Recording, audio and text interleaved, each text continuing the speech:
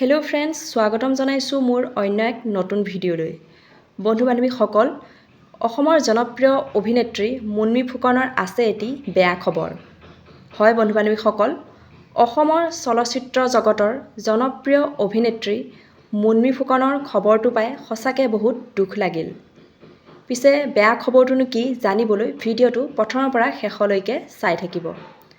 সামাজিক মাধ্যমৰ অনুসৰি জানিব পৰা মতে অভিনেত্ৰী মুনমী ফুকনৰ শিৱসাগৰৰ বাসগৃহত সংঘটিত হৈছে এক ভয়ংকৰ চুৰিকাণ্ড।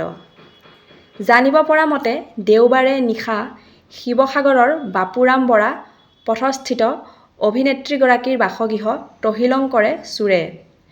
অভিনেত্ৰীগৰাকীৰ ঘৰত কোনো নথকাৰ সুযোগ লৈ চুৰিকাণ্ড সংঘটিত কৰে চোৰে।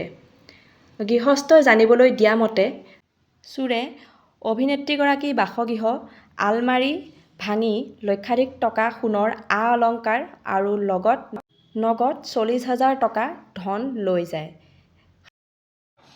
সঁচাকৈ খবৰটো পাই খুবেই দুখ লাগিল আৰু দোষীয়ে যেন উচিত শাস্তি পায় তাকেই ভগৱানৰ ওচৰত প্ৰাৰ্থনা কৰিলোঁ।